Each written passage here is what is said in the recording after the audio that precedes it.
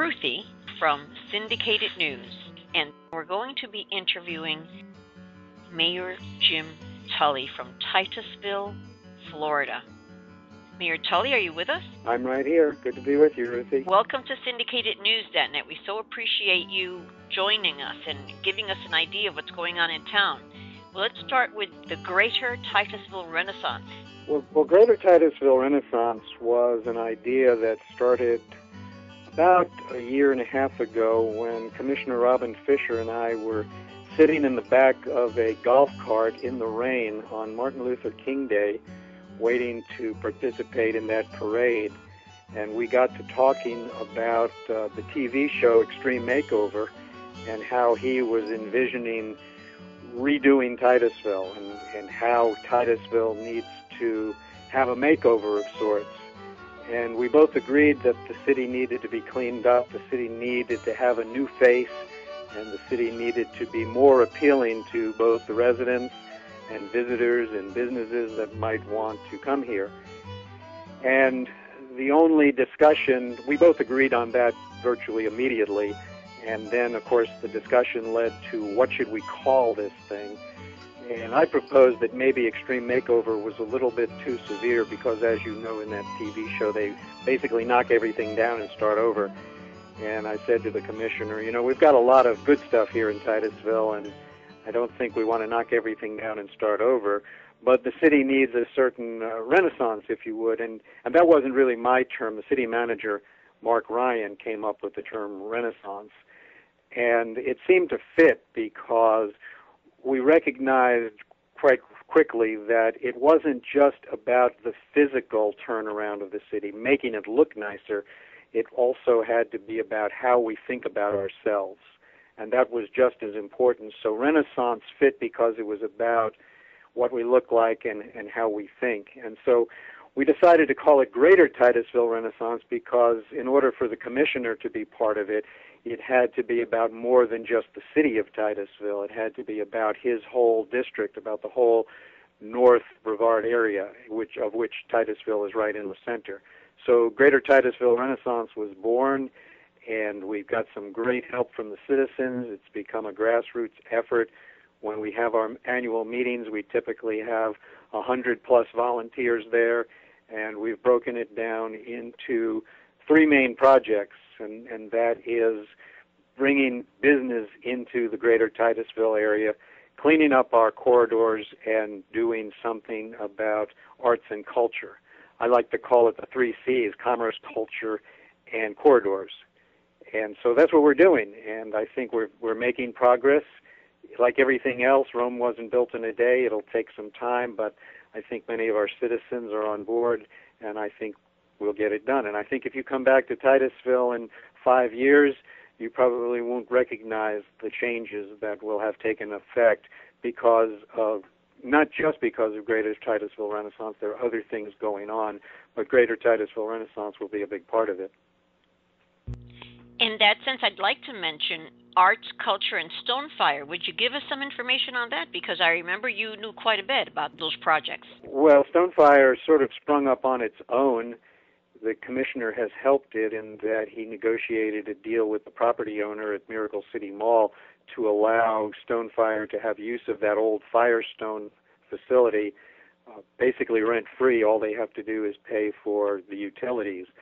And Maxine Trainer has been remarkable in bringing together artists, especially young artists. She's done a great job with the student artists there at Stonefire, so much so that I recognized that they could be helpful to our community and tried to join them together into the Renaissance effort. And as I mentioned earlier, one of the things we're trying to do is clean up our corridors, and that involves litter control. So the students have been incredible in producing a set of really creative non-litter signs, a couple of which we've already planted in the Harrison Street Park across the street from Stonefire, and we're going to start putting them up in other parks around the community to try and encourage our citizens not to drop litter to begin with.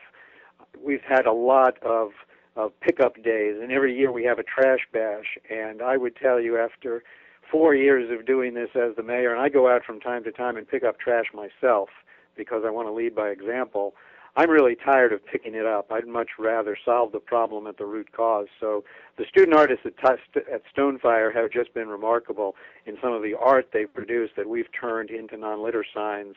And they've been a huge factor, I think, and will continue to be a factor as we start to spread these signs around the community, first in the parks, and then as we figure out how to do it along the highways and byways of our community. And we wanted to mention also the Mayor's Cup Challenge. Give us the background on that. We don't know what that's about. Well, the Mayor's Cup Challenge came from Mayor Bloomberg in New York, and there is apparently a prize for really creative things that are going on in cities. And the first prize is $5 million, and then the next four would be $1 million each. So there's quite a bit of money on the table from this Bloomberg Foundation, I think, that we are competing for. And we're competing, the proposal we submitted had to do a lot with Greater Titusville Renaissance, because we think Renaissance is a creative approach to turning a city around in various dimensions that I've already mentioned, and we're hopeful that creative thinking and Renaissance and the citizen participation and what we're doing will be recognized, and we might be in line for one of those awards, which would be a great help to Renaissance, because a lot of the things that Renaissance wants to do require some funding, and as you know, we live in very challenging times these days. Both the city and the county budgets are stretched about as thin as they can be stretched. So to have a new source of revenue, a new source of funding for some of the Renaissance things would be just huge for what we're trying to do. And maybe you can throw some light on changing the community mindset. How are you going to do that? Well, I think it starts with individuals. It starts with taking personal responsibility, every one of us as individuals, for, number one, keeping our community clean, making our community cleaner, nicer looking, and having that mindset that we take a positive approach to what we're trying to do here in Titusville. I get tired sometimes of the naysayers and the frequent bloggers that only see the negative. And so we're trying to turn that mindset around, that the only way you can improve a place is to have a positive attitude about it and recognize that there are warts and there are things that have to be improved, but go to work to start improving them rather than just point fingers at all the things that are wrong. You know, it's been said many times, it's better to light a candle and curse the darkness, right? And we have to create that kind of mindset in Titusville. And there are a lot of people that are already there. Most of the people that are volunteering for Renaissance already have that mindset. We just have to make it spread throughout the community and sort of turn off these naysayers that only want to look towards the negative, that display Titusville in a more positive light. They could look at the comeback and look at all the good things that are happening in this community. Well, that's great news. And since the last time you and I spoke, you may be aware or not that Miracle City Mall has actually come under contract. We've got it, we think, sold again this time, and the new developer has 6 months rather to do a feasibility study and his due diligence to make sure that he can get all the tenants that he expects to be able to bring into that mall. And I would tell you, I've seen a sketch of the site plan for what he's anticipating building, and it's a very creative plan. I really look forward to this happening. So that's good news for Titusville also.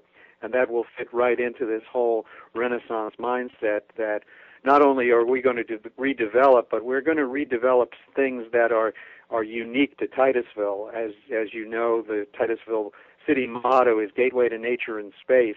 And we see ourselves as a very unique community here on the east coast of Florida, unlike most other places that people might choose to visit. And people will choose to come here because of the unique nature of this community. And I remember we also interviewed Dr. Al Kohler because he was heading a company that certifies all the technicians that work at NASA and on the spacecraft. And it was the only body in the United States and Canada that actually certifies those very important technical support folk. That's right. And so space will always be an important part of this community. And, you know, it's funny, I hear people say, visitors sometimes will say, well, how come Kennedy Space Center is closed? And they have that false impression simply because the Space Shuttle program has ended. But space is still alive and well here at Kennedy Space Center, and it will always be a huge part of what goes on here in Titisville. And as you also may be aware, NASA is getting ready to roll Space Shuttle Atlantis from its preparation facility out there at KSC over to the Kennedy Visitor Center there that Delaware North operates, to put it on display so that visitors will be able to come in and actually see the Space Shuttle Atlantis. So we're looking forward to that rollover. It's going to be a great day for Titisville and for the North Brevard area in general. And I wanted to mention Sandpoint Plaza. What's going on with them? Well, that's a little bit further out. That's 14 acres up on the north side of Titusville, right near the intersection of US 1 and Garden Street, and it's right on the gateway out to the National Wildlife Refuge and the National Seashore. And I envision a hotel conference center there on that site. Now, that's going to take a lot of work, because we know that we probably at this point don't have the numbers yet to support the room nights necessary, but we're trying to locate a visionary developer who can recognize the potential of that, so that as we develop East Coast Passenger Rail and we develop our railroad station, and of course we've got the Birding Festival and we've got the Turtle Festival and we've got 2 bicycle trails that intersect right at that same intersection. There's so much that goes on within just a mile or two of that intersection that we think it would be a great place for a hotel conference center. I've talked to the CEO of Parish Medical Center, George McEuen, and he'd like to be able to put on medical conferences there. We've got as I said, the 2 wildlife festivals, birding and turtles. We've got the redfish tournaments that occur in the fall and the spring. So there's just a huge amount of things that focus on that part of town, and that highlights the gateway to nature part of Titusville, and that's basically as close to nature as you can get and still be within the city limits of Titusville. So that's a long-range goal, but it certainly fits in with our thinking of what Titusville will become within the next 5 years. Thank you. Well, Ruthie, it's great talking to you. This is Jim Tulley, Mayor of Titusville, Florida, and it's great to welcome you and John McEuen, CEO of SyndicatedNews.net, and it's great to have you as a licensed company right here in our hometown of Titusville, Florida. Thank you so much.